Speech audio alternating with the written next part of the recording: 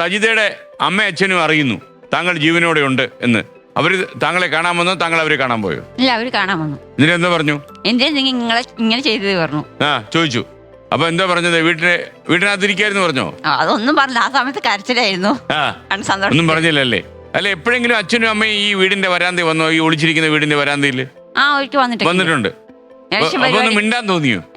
അച്ഛോ ഇല്ല, അപ്പൊ വെളിയിലൊക്കെ ആൾക്കാരുണ്ടായിരുന്നു. ഇലക്ഷൻ പരിപാടിക്ക് വേണ്ടിട്ട് വന്നിരുന്നു. അപ്പോൾ ശബ്ദം കേട്ടിട്ടുണ്ട്, കണ്ടിട്ടില്ല. കണ്ടില്ല. റഹ്മാന് പേടിയുണ്ടായിരുന്നല്ലോ ഇയാളെ കണ്ടു കഴിഞ്ഞാൽ പിന്നെ ജീവനോട് ബാക്കി കാണത്തില്ലെന്ന്.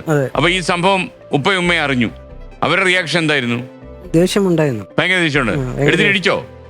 ഇടിച്ചൊന്നുമില്ല. എന്നെ കണ്ടത് അവർക്ക് നല്ല സന്തോഷം. അവര് നല്ല സ്നേഹിച്ചത് എന്നെ മാത്രമാണ്. പക്ഷെ ഇങ്ങനെയൊക്കെ ചെയ്തു എന്ന് അറിഞ്ഞപ്പോ അവർക്ക് ഒരു വല്ലാണ്ട് ഒരു വിഷമം പോലെയായി. അത് ആരായാലും ഉണ്ടാവും. പിന്നെ എന്തെങ്കിലും പറഞ്ഞോ അവര്? ഇല്ല, നല്ലോണം ചീത്ത പറഞ്ഞു. ഇനി ഇങ്ങനെ ഒരു മകനില്ല. എനിക്കൊന്ന് അന്ന് മീഡിയയോടൊക്കെ എനിക്കൊന്ന് ഉപ്പയുമ്മയും ഇത് പറയുന്ന നുണയാണെന്നൊക്കെ പറഞ്ഞു തോന്നുന്നു അല്ലേ? മീഡിയയുടെ കെട്ടുകഥയാണെന്നൊക്കെ പറഞ്ഞു അല്ലേ? നിങ്ങൾ മാറ്റി പറഞ്ഞോ മീഡിയയോട്? ഇല്ല, ഞങ്ങൾ സംഭവിച്ച കാര്യം തന്നെ അമ്മ പറഞ്ഞിട്ടുണ്ട്. അത് ഈ ഞങ്ങൾക്ക് മാത്രമേ ഈ അറിയുള്ളൂ, വേറെ ഒരാൾ മൂന്നാമതൊരാൾക്ക് അറിയില്ല. എനിക്കൊന്ന് സജിത ചിലപ്പോ വെള്ള സാരിയൊക്കെ ചുറ്റി അതിനിടയ്ക്ക് രാത്രിയിലാണ് ഇറങ്ങിയിരുന്നെങ്കിൽ നെന്മാറയിലും പരിസര പ്രദേശങ്ങളിൽ പ്രേതത്തിന്റെ ശല്യം വന്ന് റോയിട്ടർ റിപ്പോർട്ട് ചെയ്യുന്നു വന്നതിന്. അപ്പൊ എന്തായാലും നിങ്ങൾ സൂപ്പർ കേസുകളാട്ടോ. നിങ്ങൾ 2 പടം തരണം രണ്ടുപേരുടെയും. എനിക്ക് ഇടയ്ക്കിടയ്ക്ക് വെച്ച് കാണാനാ ഇങ്ങനെ. ഓക്കെ, പൈസ സാമ്പത്തികം എങ്ങനെ? ഇപ്പോ സാമ്പത്തികം ഭയങ്കര പാടാണോ? ചികിത്സയ്ക്ക് പൈസ ആവശ്യമുണ്ടോ? ചികിത്സയ്ക്ക് ഇപ്പോ മോനെ വയ്യാണ്ടായി, ഇപ്പോ വേറെ വാടക വീട്ടിലേക്ക് പോവാണ്. ഒരു മാസം റെന്റ്. അല്ല, റഹ്മാന്റെ വീട്ടുകാർ സഹായിക്കുന്നുണ്ടോ? ചെറിയ തോതിൽ അവർക്കും സഹായിക്കാൻ ബുദ്ധിമുട്ടില്ല. സജിതയുടെ വീട്ടിലുള്ളവർക്കും ആരുമില്ല. അവർക്ക് ബന്ധമില്ല. അല്ല, അങ്ങോട്ട് കയറത്തില്ല. കുഞ്ഞ് ജനിച്ചതിന് ശേഷം ഇനി അതിന് വല്ലതും ചെയ്യേണ്ടി വരുമോ അറിയില്ല. അത് കാരണം അവര് ഒഴിവാക്കി. അവർക്ക് എന്നാ കുഞ്ഞുണ്ടായത്? നിങ്ങൾക്ക് കുറച്ചു കാലമായോ? 10 മാസമായി. അപ്പൊ അതോടെയാണ് വീട്ടുകാരുമായിട്ട് ബന്ധമില്ലാതെ. സജിത കുഞ്ഞിനെ കാണിക്കാനൊന്നും കൊണ്ടുപോയില്ലയോ? ഇല്ല, അവര് കണ്ടിട്ടുണ്ട്. അപ്പൊ അവര് വരാത്തൊരു സജിതയ്ക്ക് വിഷമമുണ്ടോ? ഇല്ല. വിഷമിക്കുന്നില്ലയോ? അല്ല, അച്ഛനും അമ്മയല്ലേ? അല്ല, ആ രീതിയിലാണ്. അവർക്ക് 2 വീടുണ്ടായിരുന്നു. ഞങ്ങൾ ഈ വാടക വീട്ടിൽ ഇരുന്നിട്ട് 9ാം മാസത്തിലാണ് അവളുടെ വീട്ടിൽ പോയത്, പ്രസവ കാര്യത്തിന് വേണ്ടി.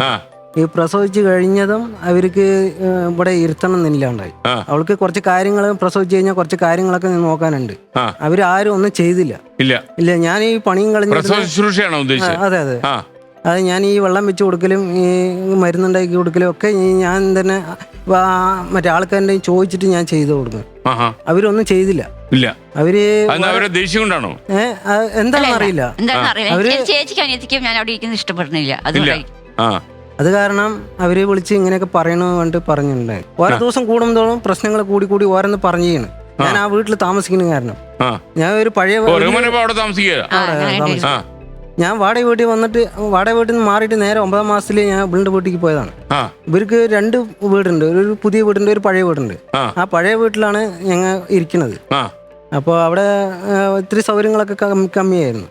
അപ്പോൾ ഈ പ്രസവം കഴിഞ്ഞ് നേരെ വീട്ടിൽ വന്ന് ഇങ്ങനെ അവർക്ക് ഭാവമാറ്റങ്ങൾ വരാൻ തുടങ്ങി. അപ്പോൾ ഓരോ ദിവസം കൂടുമ്പോൾ ഓരോ കാര്യങ്ങൾ പറയാൻ തുടങ്ങി, അങ്ങനെ ബുദ്ധിമുട്ടിക്കാൻ തുടങ്ങി. അപ്പോൾ പിന്നെ അങ്ങനെ മാറിയതാണ്. അവിടുന്ന് മാറി വീണ്ടും വാടക വീട്ടിലായി. കുറച്ച് ദൂരെയായിരുന്നു. വീടുകളൊന്നും കിട്ടാൻ വഴിയില്ല, നമ്മുടെ റേറ്റിനൊത്ത വീടുകളൊന്നും കിട്ടാൻ വഴിയില്ല.